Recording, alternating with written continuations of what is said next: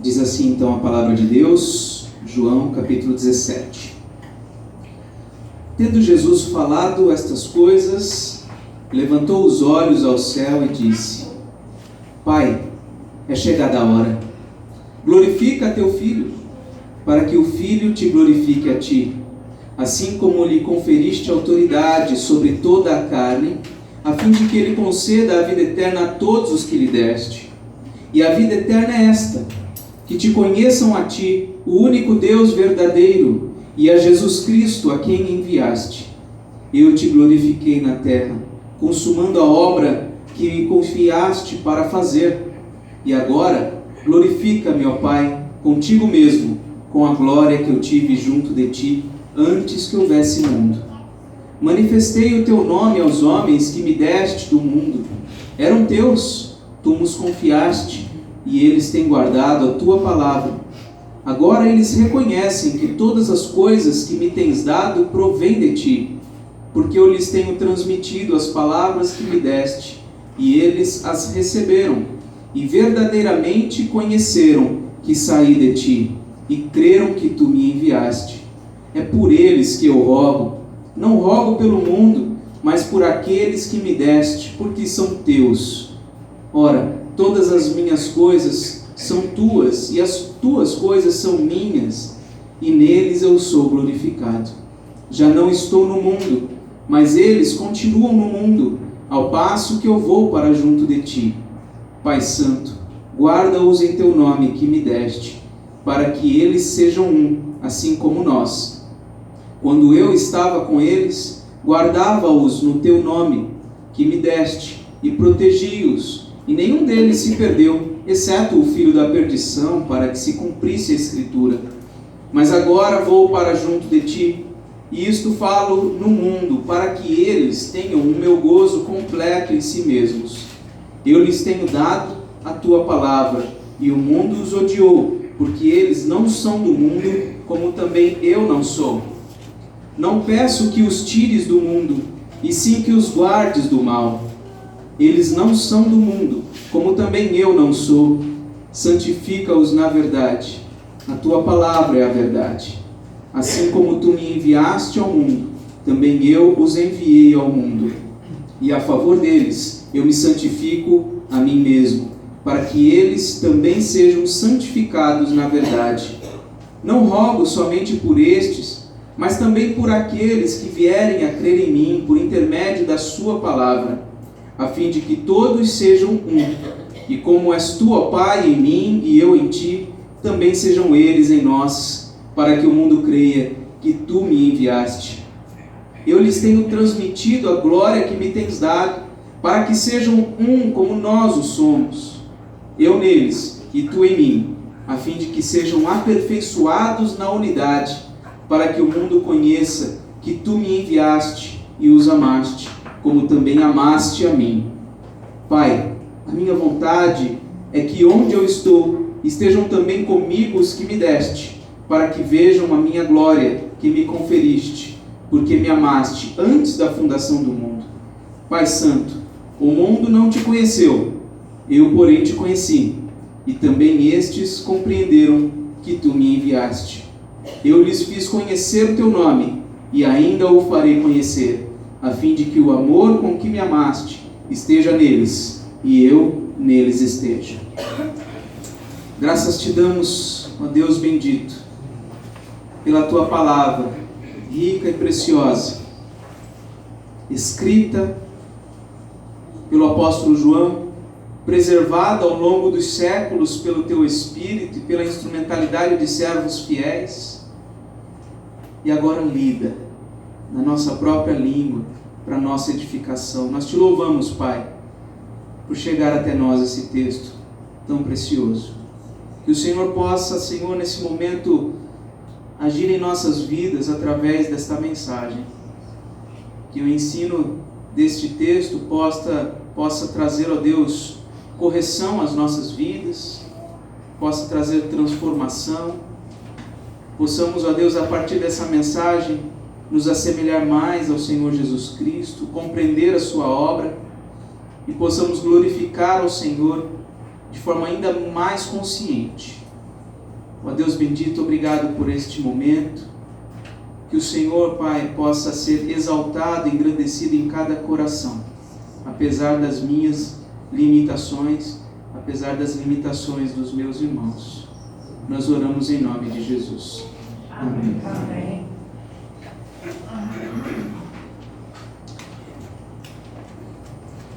O Senhor Jesus nos ensinou uma oração. Vocês devem se lembrar a conhecida oração do Pai Nosso. A oração do Pai Nosso é a oração que Jesus nos ensinou quando seus discípulos pediram. Os discípulos pediram para Jesus: Senhor, ensina-nos a orar. E ele ensinou. E lá está, então, a oração dominical ou a oração do Pai Nosso, com algumas pequenas sentenças, uma oração muito curtinha, que na verdade nem serve para a gente ficar repetindo e recitando, mas serve de modelo, né? Aqueles princípios, aqueles pedidos que são feitos ali, devem nortear as nossas orações ao Pai. Mas aquela oração, a oração do Pai Nosso, que a gente chama assim, não é a oração do próprio Senhor Jesus.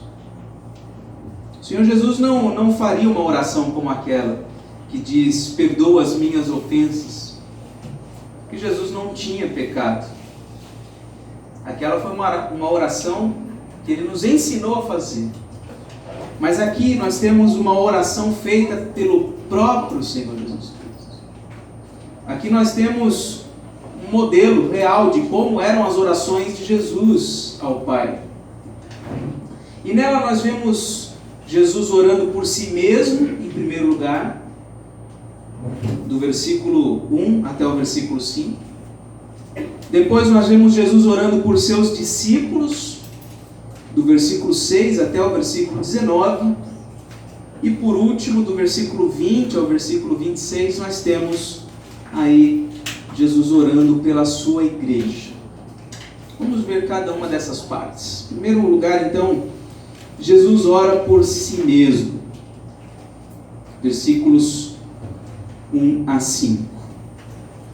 Diz o versículo 1: Tendo Jesus falado estas coisas, levantou os olhos ao céu e disse. Aqui nós já temos um detalhe apenas para a gente observar, né? Será que não é obrigatório fechar os olhos na oração? Aqui diz que Jesus não fechou os olhos, pelo contrário, né? Diz aqui que Ele levantou os olhos ao céu e então falou essas palavras, né? Nós temos o hábito de fechar os olhos e não há problema nenhum nesse hábito.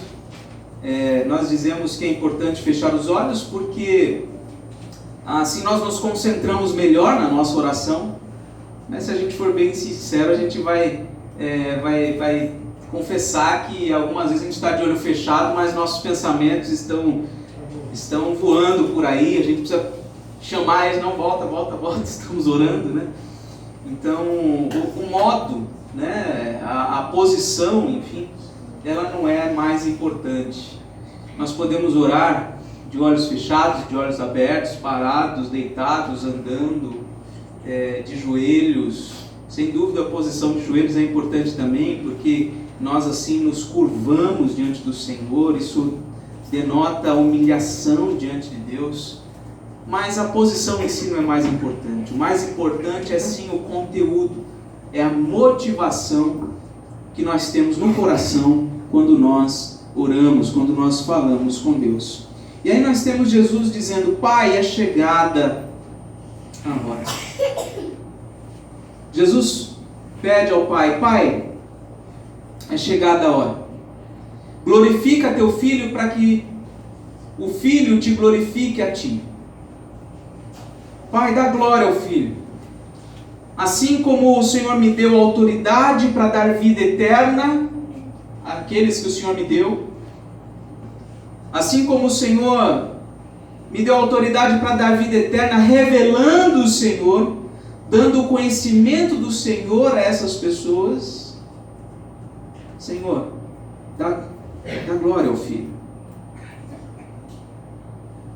No versículo 4 e 5, Jesus diz: Pai, eu te glorifiquei na terra, eu concluí a obra que o Senhor me deu para fazer, exatamente tudo que o Senhor me pediu para fazer, eu fiz. Agora, Senhor, me dá novamente a glória que eu tinha junto de ti. A hora que é chegada, como Jesus diz na sua oração, é a hora da sua morte. E Jesus pede ao Pai que a sua hora de maior sofrimento e agonia se torne o momento de maior glória para Ele e para o Pai. Isso aqui será que nos ensina alguma coisa? Eu vou repetir. Jesus está pedindo que aquele momento que será o momento da sua maior dor, do seu maior sofrimento, se torne o momento da sua glória e da glória do seu Pai. Como é que é a sua oração? Como é que é a minha oração quando nós estamos diante do sofrimento? Qualquer que seja, emocional, físico, qualquer que seja. Como os irmãos sabem, alguns pelo menos, eu tenho sofrido uma tendinite. E não é fácil orar dessa maneira. Senhor, que a minha dor glorifique o Teu nome. Que esse mal que eu tenho sofrido, que eu nem sei se vai terminar um dia, que isso traga glória ao Senhor. É exatamente isso que Jesus está pedindo ao Pai. O Pai lhe havia dado autoridade para conceder vida eterna a todos os que Ele deu. Está aqui, meu filho. Todos estes aqui, ó, eles são meus, agora são teus. Me revela para eles. Manifesta eu, através de você, para eles. É exatamente isso que Jesus fez. Cristo recebeu do Pai essa autoridade de dar a vida eterna. E como que Ele fez isso? Versículo 3 nos diz: a vida eterna é esta, que te conheçam a Ti, o único Deus verdadeiro, e a Jesus Cristo a quem enviaste. Ele deu vida eterna aos homens, revelando-se a si mesmo e revelando o seu Pai a eles.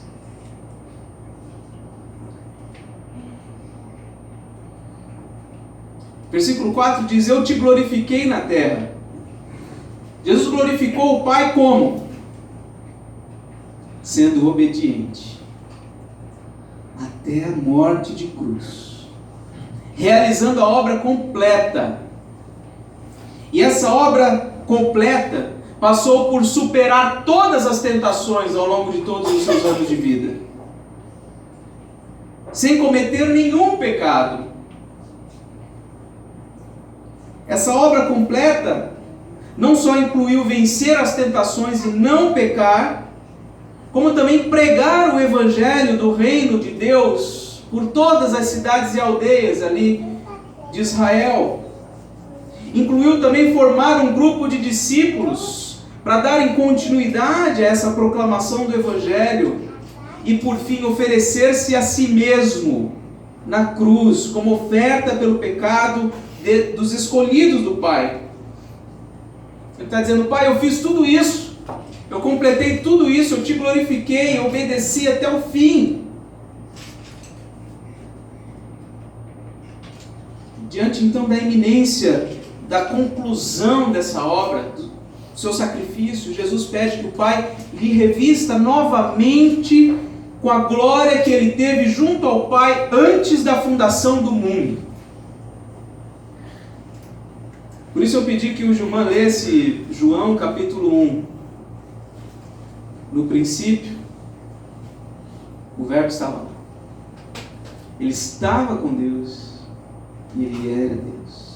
Isso me faz lembrar as palavras do pregador Salomão. Você não precisa abrir se não quiser, apenas ouça. Lá em Provérbios capítulo 8, nós temos aqui palavras impressionantes. Se você já leu Provérbios, você sabe que Salomão fala muito da sabedoria, a importância de buscarmos a sabedoria. E nesse capítulo 8, ele personifica a sabedoria. E ele diz, inspirado por Deus, obviamente, o Senhor me possuía no início de sua obra. Ele está falando em primeira pessoa, como sendo a sabedoria. O Senhor me possuía no início da sua obra, antes de suas obras mais antigas.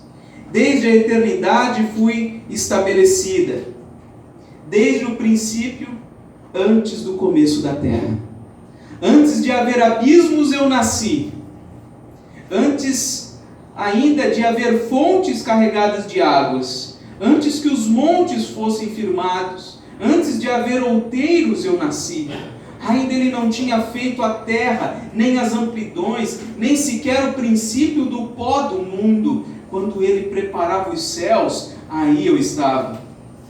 Quando traçava o horizonte sobre a face do abismo, quando firmava as nuvens de cima, quando estabelecia as fontes do abismo, quando fixava o mar no seu limite, para que as águas não traspassassem os seus limites, quando compunha os fundamentos da terra, então eu estava com ele, e era o seu arquiteto. Dia após dia eu era as suas delícias, folgando perante ele em todo o tempo, regozijando-me no seu mundo habitável. São palavras que certamente dizem respeito a Cristo, antes da sua encarnação, na presença do Pai, sendo um agente da criação. Diz o texto de João que todas as coisas foram feitas por intermédio dele, e sem ele nada do que foi feito se fez. Nesse texto que nós temos diante de nós, João capítulo 17, nós vemos Jesus orando ao Pai, pedindo coisas que ele sabe que o Pai quer lhe dar. Não era a vontade do Pai que ele viesse ao mundo, cumprisse a sua obra e então retornasse à comunhão com ele? Jesus pede exatamente o que a vontade do Pai lhe dá. Agora, adiante no versículo 6 até o versículo 19, nós vemos Jesus orando por seus discípulos. Versículo 6. Manifestei o teu nome aos homens que me deste do mundo. Pai, eu manifestei o teu nome àqueles que o Senhor me deu. E eles agora creem que eu venho de ti. E eles até guardam a tua palavra. Versículo 9. É por eles que eu rogo. Eu não rogo pelo mundo. Eu não estou pedindo que o Senhor dê atenção para o restante das pessoas. Não, eu estou orando especificamente por eles. Estes que o Senhor me deu, porque eles são teus. E agora que eles creem que eu vim de ti, agora que eles também guardam a tua palavra, eu sou neles glorificado. Pai, versículo 11. Já não estou no mundo, mas eles continuam no mundo. Pai, eu estou saindo, eu já estou indo embora. A minha obra já está se encerrando, mas eles vão ficar. Por isso, Pai, guarda-os, para que permaneçam em unidade, assim como eu fiz até agora, para que eles tenham a minha alegria completa neles.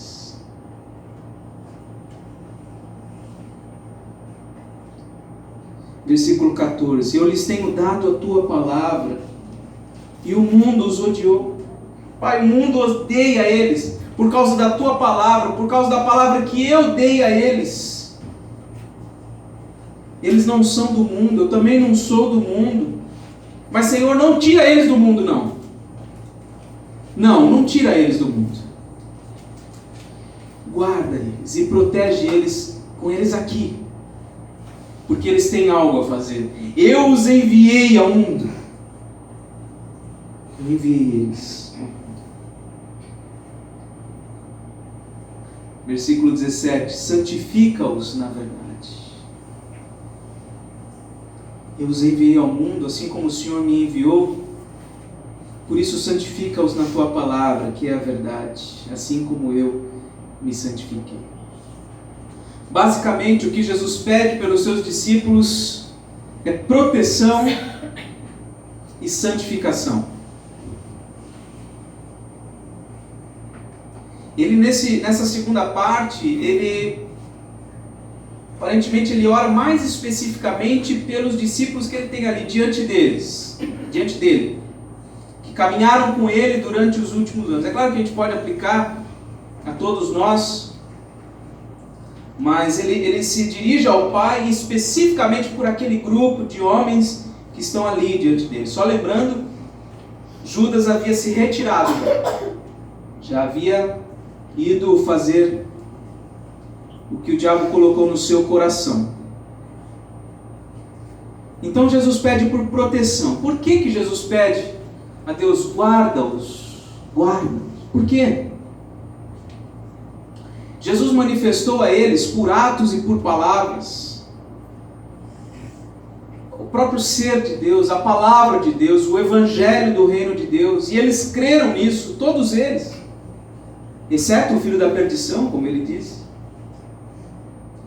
E essa palavra viria transformar eles, e eles iriam pregar essa palavra destemidamente. E o que aconteceria? Eles seriam perseguidos por isso. O conhecimento e a fé no Evangelho geralmente traz complicações. E eles todos, inclusive, foram mortos por causa da pregação do Evangelho. Jesus pede ao Pai, guarda-os, guarda-os, para que eles não se desviem doutrinariamente, não se separem uns dos outros, no sentido de haver desarmonia. Ele inclusive pede por unidade. Na terceira parte isso vai ficar ainda mais claro. Ele pede ao Pai que mantenha eles unidos. Ele pede por proteção, mas também pede por santificação. O que Jesus fez por aqueles homens foi mais do que pregar para eles. Ele transformou a vida deles. Ele os arrancou do mundo e os transportou para o seu reino. E agora eles não poderiam mais se assemelhar ao mundo. Eles deveriam agora crescer em santidade. E como que isso poderia acontecer? Jesus diz, Pai, santifica-os na verdade. A tua palavra é a verdade. O que pode nos santificar? Somente a palavra de Deus pode nos santificar. Quando nós nos expomos à palavra de Deus, quando nós lemos a palavra de Deus, e nós buscamos viver à luz da palavra de Deus, nós crescemos em santidade. Para a obra que eles tinham a desempenhar, como apóstolos, como discípulos de Jesus, uma vida santa seria fundamental. Eles não poderiam cumprir a missão que eles tinham se não representassem o Senhor Jesus Cristo, se não fossem semelhantes a Jesus Cristo, se não tivessem a imagem de Jesus, a santidade de Jesus. Jesus pede por seus discípulos exatamente o que o Pai queria lhes dar. Agora, em terceiro e último lugar, do versículo 20 ao versículo 26, nós vemos que Jesus ora pela sua igreja. Versículo 20 diz, não rogo somente por estes. Pai, eu não estou orando somente por estes 12 aqui, ou 11, né? Pai, eu oro também, eu estou rogando também por aqueles que vierem a crer em mim por intermédio da tua palavra. Minha intercessão não é somente por estes que estão diante de mim, mas eu também estou pedindo em favor daqueles que ainda virão a crer em mim por intermédio da pregação da tua palavra. Versículo 21, nós vemos aí, a fim de que todos sejam um. Pai, meu pedido é que eles sejam um, e eles sejam aperfeiçoados nesta unidade, como nós somos. E aí ele fala dessa união que ele tem com o Pai. Por que ele está pedindo isso? Porque dessa forma, Pai, o mundo crerá que eu fui enviado por Ti, por amor a eles. Se eles viverem essa unidade, se eles forem aperfeiçoados nessa unidade, isso será um testemunho diante do mundo de que eu fui enviado por Ti, por amor a eles.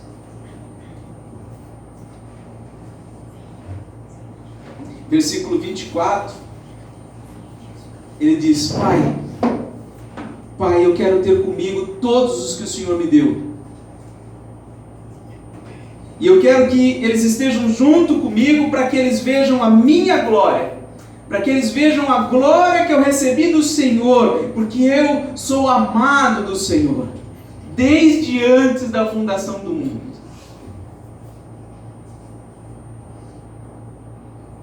Versículo 25.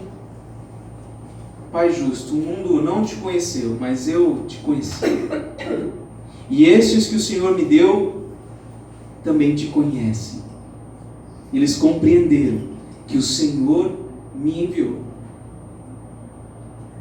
Eu te revelei para eles, Pai, e ainda revelarei muito mais, para que o mesmo amor que eu tenho do Senhor possa ser experimentado por eles, e eu mesmo esteja neles.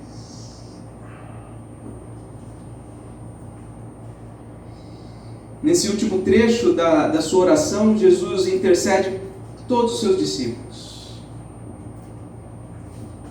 para aqueles que ainda viriam a crer nele. E certamente, na mente infinita que Jesus tinha, ele tinha em mente a sua vida e a minha vida.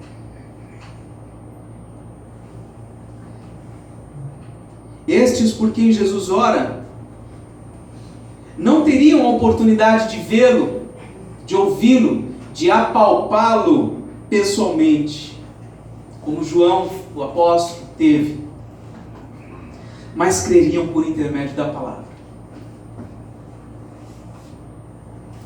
Mas apesar disso, apesar de não terem esse contato físico com Jesus Cristo, eles também deveriam desfrutar da unidade. Ele pede, versículo 21, a fim de que todos sejam um.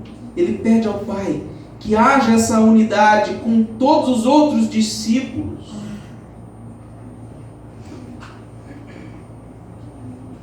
Que haja essa unidade com todos os outros discípulos e também haja essa comunhão espiritual com o próprio Senhor Jesus. A ponto dele dizer no finalzinho do versículo 26, a fim de que eu neles esteja presente na vida deles. Essa unidade que Jesus está pedindo é uma unidade horizontal. Essa união, essa comunhão uns com os outros na comunidade cristã, mas também uma unidade, uma comunhão vertical com o próprio Senhor Jesus Cristo. E essa unidade é tão misteriosa e tão profunda que o apóstolo Paulo depois vai dizer que a igreja e Cristo são um corpo. Cristo é o cabeça nesse corpo e nós somos membros deste corpo. Nós estamos às vésperas do Natal.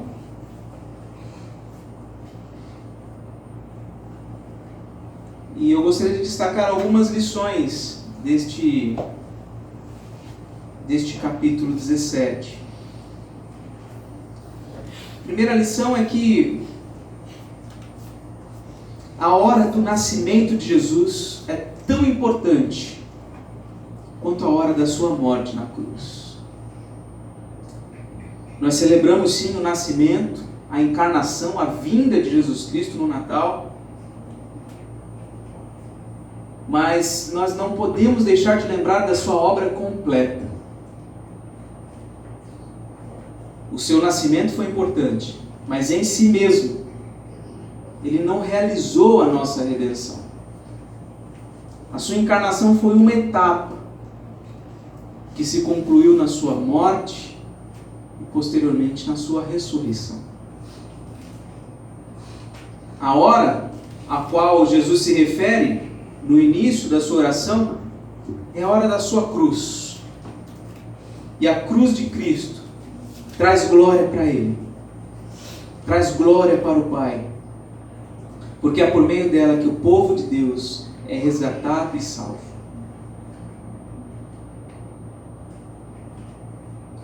Segunda coisa, o nascimento de Cristo possibilitou o conhecimento mais profundo que nós poderíamos ter de Deus. Se Cristo não tivesse vindo ao mundo, nós não poderíamos conhecer Deus como nós conhecemos. A palavra de Deus diz que Deus se revelou por meio dos profetas no passado, mas agora por último se revelou pelo seu próprio Filho. O nascimento de Cristo é maravilhoso, porque Ele se revelou ao mundo, e essa é a essência da salvação. O versículo 3 é um dos meus versículos prediletos.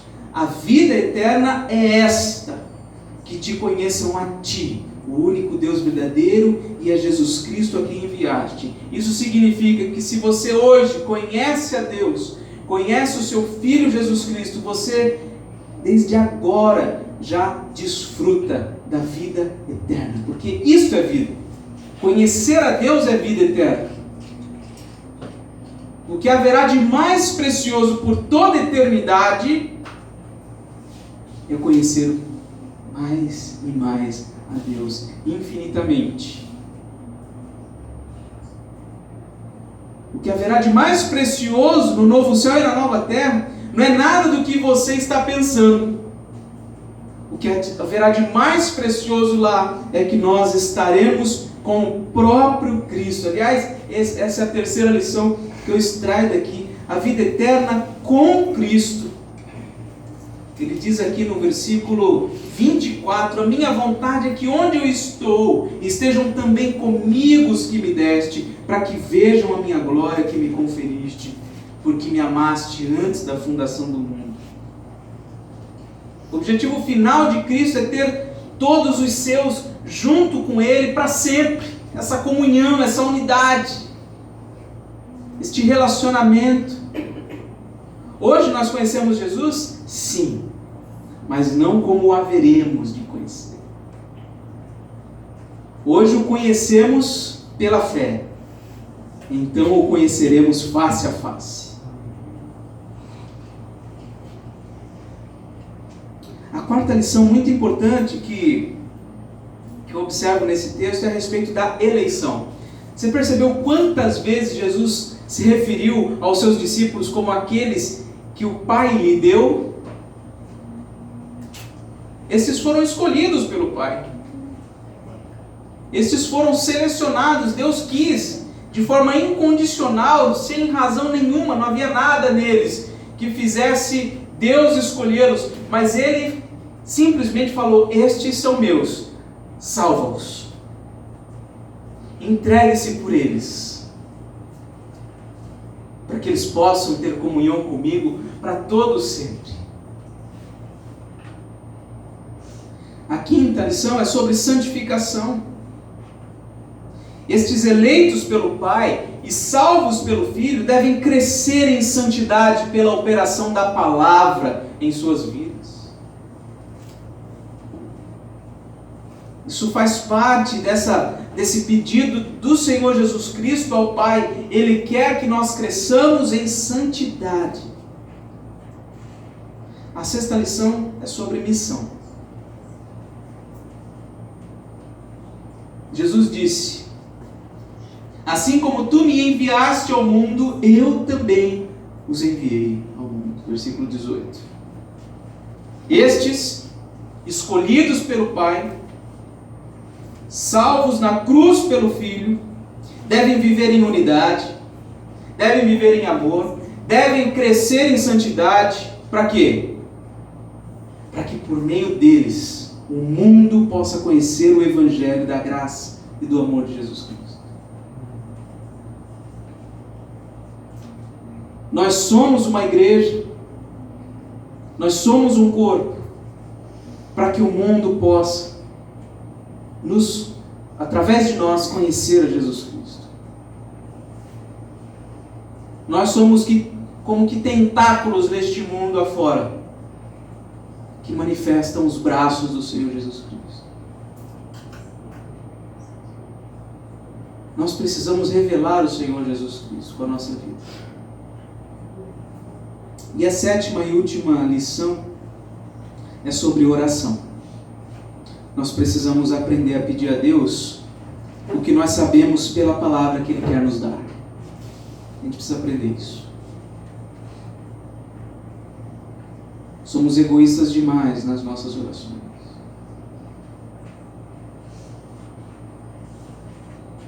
Não há nenhum problema em nós orarmos pedindo: Senhor, me cura disto, me cura daquilo.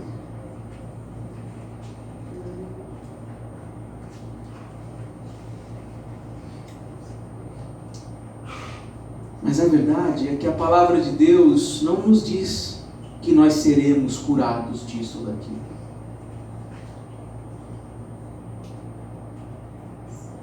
A palavra de Deus nos diz outras coisas.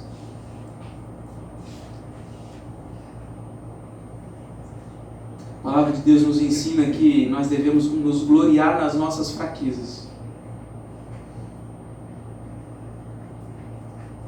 Que todas as coisas, absolutamente todas as coisas, cooperam para o bem, o nosso bem.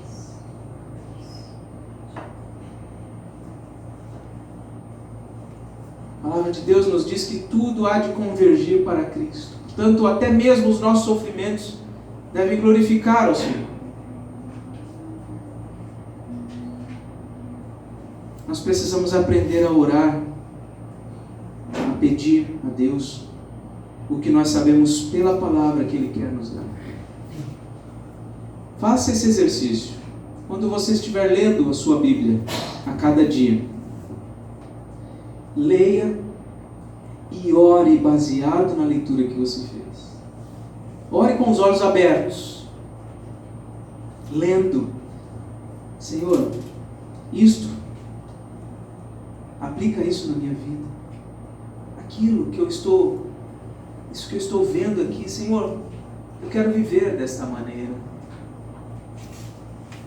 Senhor, essa outra coisa aqui, isso precisa ser transformado na minha família.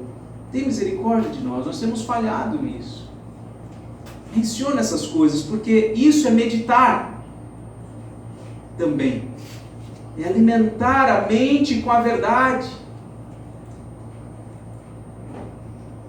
Precisamos aprender a pedir a Deus o que sabemos pela palavra que Ele quer nos dar. Meus irmãos, que neste Natal nós possamos, juntos, em unidade, em amor, revelar ao mundo aquele que veio e deu a sua vida na cruz para nos dar a vida eterna.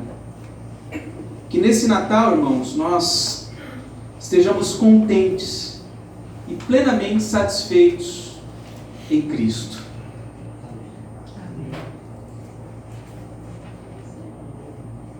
Talvez a gente não tenha uma série de coisas que nós gostaríamos de ter, mas que ter Cristo seja suficiente no nosso coração.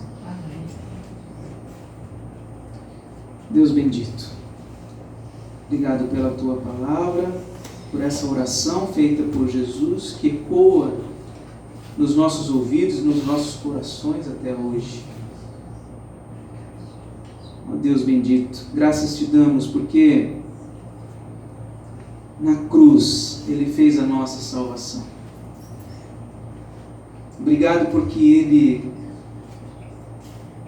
revelou o Senhor para nós. Obrigado, ó Deus, pela expectativa que o nosso Redentor tem de nos ter com Ele para sempre. Obrigado porque o Senhor nos escolheu antes da fundação do mundo. Obrigado porque o Senhor tem um propósito para as nossas vidas, não de mal, mas de nos tornar santos como o Senhor é santo. Obrigado pela missão que nós temos de anunciar o Evangelho. Os anjos gostariam de fazê-lo, mas o Senhor confiou a nós essa missão. E que o Senhor nos ajude, Pai, a orar, pedindo aquilo que o Senhor de fato quer nos dar, que o Senhor já disse isso para nós na Tua palavra. Ó Deus bendito, que neste Natal as luzes, os enfeites, a companhia de pessoas queridas não sobreponham, ó Deus, o maior tesouro da nossa alma, que é o Senhor Jesus. Seja engrandecido, ó Deus, em nossa vida. Não importa que o Senhor cresça e nós diminuamos. Assiste-nos em nossas fraquezas, perdoa os nossos pecados, livra-nos de todo o mal. Nossa cidade fica muito agitada nesses últimos dias do ano, Senhor. Cuida, Senhor. Livra-nos de acidentes, livra-nos, ó Deus, de violência. Protege-nos e guarda-nos. Em nome de Jesus. Amém.